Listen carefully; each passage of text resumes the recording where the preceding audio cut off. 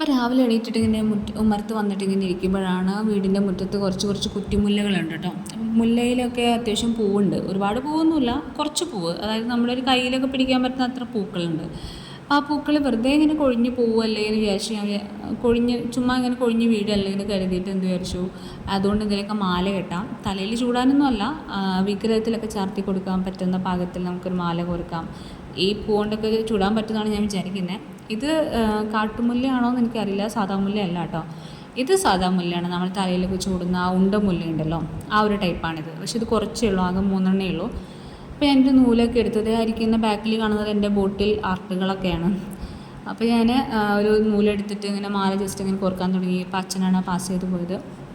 ഇതിപ്പോൾ വീട്ടിലായതുകൊണ്ടാണ്, എൻ്റെ വീട്ടിലായതുകൊണ്ട് വേറെ പണിയൊന്നും എനിക്കില്ല, പ്രഗ്നൻ്റ് കൂടി ആയതുകൊണ്ട് റെസ്റ്റ് പോലെയാണ്. അപ്പോൾ പിന്നെ വെറുതെ ഇരിക്കുമ്പോൾ എന്തെങ്കിലുമൊക്കെ ഇങ്ങനെ ക്രാഫ്റ്റ് ഐറ്റംസൊക്കെ ചെയ്ത് നോക്കാൻ ഭയങ്കര ഇഷ്ടമുള്ള ഒരു ടൈപ്പാണ് ഞാൻ.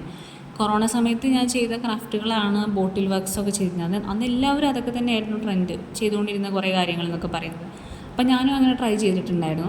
അപ്പോൾ അങ്ങനെ നമ്മൾ മാല കോർത്തു. മാലപ്പത് ഇത്ര ഒരു കഴുത്തിലിടാൻ പാകത്തിനുള്ളൊരു വലുപ്പമായി. അപ്പോൾ ഇതാണ് നമ്മുടെ പൂജാ റൂം കേട്ടോ. എല്ലാവരും താഴത്താണ്, ആർക്കും സ്റ്റാൻഡൊന്നും വെച്ച് കൊടുത്തിട്ടില്ല.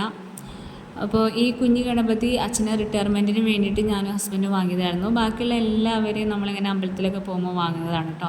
അപ്പോൾ മാല നമ്മളിങ്ങനെ കണ്ണൻ്റെ കഴുത്തിലിട്ട് കൊടുത്തു. നല്ല ഇറക്കമൊന്നുമില്ല, എന്നാലും കഴുത്തിൽ കൊള്ളുന്നുണ്ട്.